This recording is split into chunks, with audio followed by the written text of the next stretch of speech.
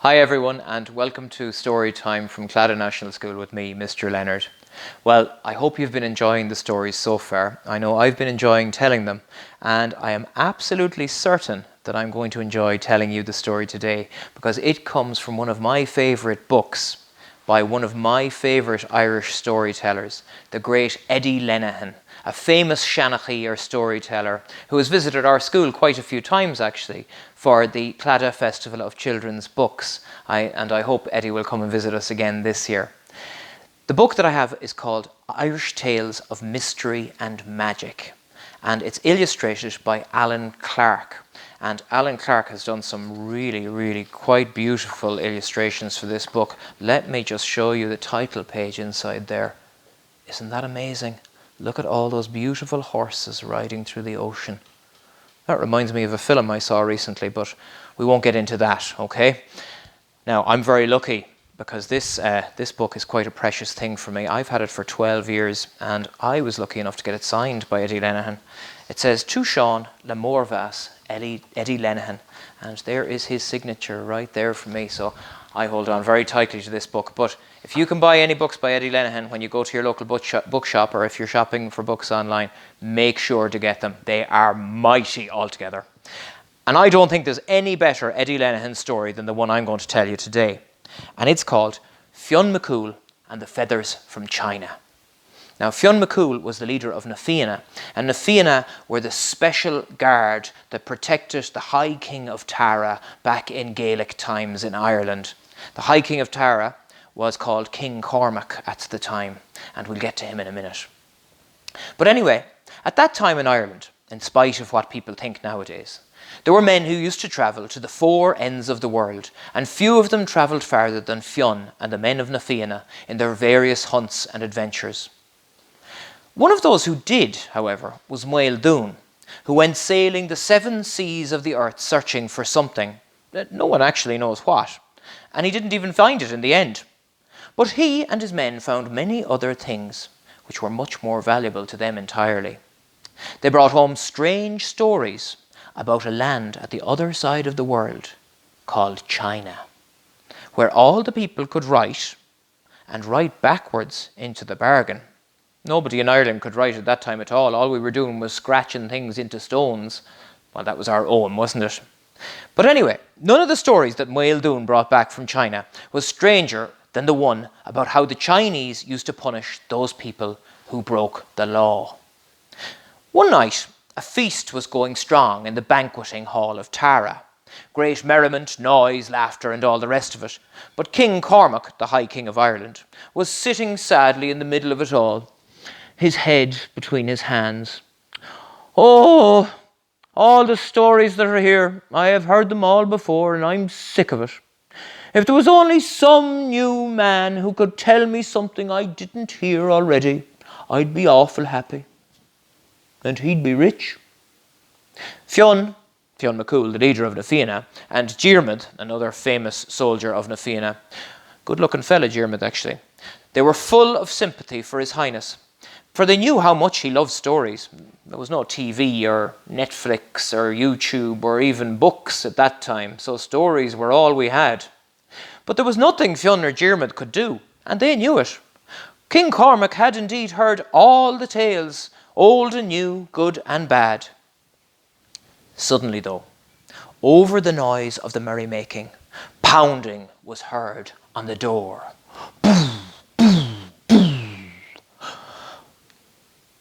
"Open that door there until we see who's at it," says Cormac. "It'd hardly be someone with a new tale, would it?" says he. The door was thrown open, and in strode a tall, sunburnt man. "God save your Highness," says he, bowing down before the king. "Well, God save yourself, and who are you at all?" says King Cormac. "If you have a story for us this night, you're the guest of honour, because we are starved for a fresh tale." "Ha!" says the man. "A story, is it? Well, that's the very thing I have, and a story ye didn't hear the like of before either," says he, confidently enough like. "Oh, my prayers are answered," said the king. "Bring that man a bite to eat quick, so he can begin the telling." No storyteller at that time would be asked to perform in Ireland without getting a meal into him first. So they sat him down, they brought him anything he wanted, and they let him eat in peace. After that was done, the men of Na Fianna settled themselves down on their elbows and gazed at him, waiting for him to start the tale. They wanted to hear what wonderful scenes and visions would come from this stranger's mouth. If they were going to be half as good as he claimed, they must be extraordinary indeed, because the stories that anyone in the court of King Cormac hadn't heard could be counted twice over on the fingers of one hand. Anyone at that time who wanted to make his name at storytelling would actually head for the king's castle at Tara, so much so that there was often a queue of shanachis, or storytellers as I said, waiting to get in to make their fortune. Well, as each and every one of them thought. Few fortunes had been made up to this night, in any case. Well, when the last of the crockery had been cleared away and only the drinking goblets glimmered on the table, the stranger settled himself back comfortably in his seat, took out his pipe and a fist of dried bouchaloons. There was no tobacco in those days, and people were better off without it too. He looked slowly from face to face of the crowd surrounding him. And he began. I was on a ship a short while ago, and we're not home so long now at all. And where we went to now, he said, puffing on his pipe as he remembered. It was a place called China. Oh, begar, said the men. Is that anywhere at all? Is it a real place? Is it near? It wouldn't be near Inishbigel, would it? Oh, no, says he. 'Tis in the other direction entirely. We got there by accident, and to be honest, I don't know rightly how we got there, because it was dark most of the way, and we slept a good deal of the time. Well, the rest of it was lightning and thunder, and it was blowing us places we didn't want to go at all. For a finish, we didn't care where we came to land, as long as it was dry enough for us to get out of the ship, because we were wet and worn out from it. Do you want to see a picture of them in the ship? Ara, go on. We'll have a look, will we?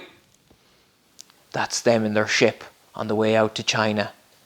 Oh, it looks like a wild journey, doesn't it? Can you imagine being in a tiny little boat like that out in the middle of a big storm? Oh, that'd be no crack now, would it? So anyway, the men in Fianna heard this and they all went, ho, ho, ho! That's the only kind of a journey to go on, because you'll always find interesting things when you don't know where you're going. Oh, faith, said the man, it was interesting all right. But many's the day and night of that journey, and the wind blowing us nearly away from ourselves, when we wished and prayed to be back in our beds in the holy land of Ireland.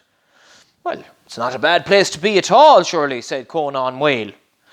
Whale means bald. Conan Whale had a fine bald head, just like somebody you might know of now. I'm not going to tell you who, but you can probably guess. Anyway, Conan Whale, he's my favourite member in Fianna now altogether, so he is. Fine hairstyle. He said, but come on anyway, what about this country of, was it China you called it? China, is it? The man took another pull of his pipe. And he continued, well, the people didn't look much like us now. And they'd look at you fierce and strange. And, do you know, they all had tails out of the backs of their heads. Oh, by the power of Bel, what class of a people were they at all?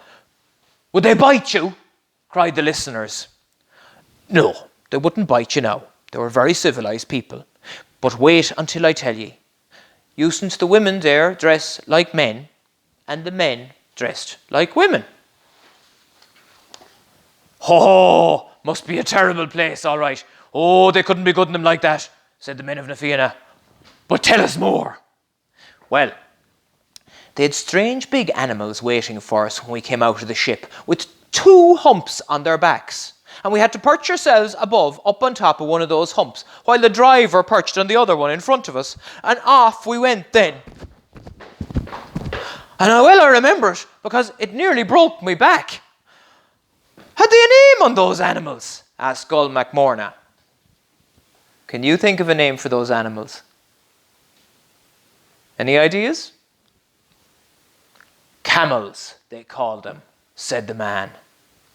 Well, the men of Ireland knew nothing about camels at that time. They'd never even heard the name, so it made a big impression. Round the tables the word went from man to man, each one rolling the word up and down in his mouth as if he were sucking marbles. Every one of them manufacturing his own story out of this new thing for telling in some other house at some other time. They were thinking of themselves telling the story.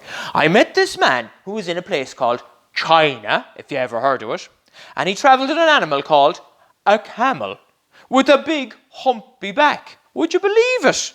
And so on. But the stranger was speaking again. His story was continuing, and every man put his private dreams carefully away for the moment to listen. And we're going to continue the story of the story in the High King's Hall at Tara tomorrow, because we're finishing up now and we'll continue tomorrow. Please make sure to subscribe to the channel and keep liking these videos, and we'll see you tomorrow. Okay, bye-bye, take care.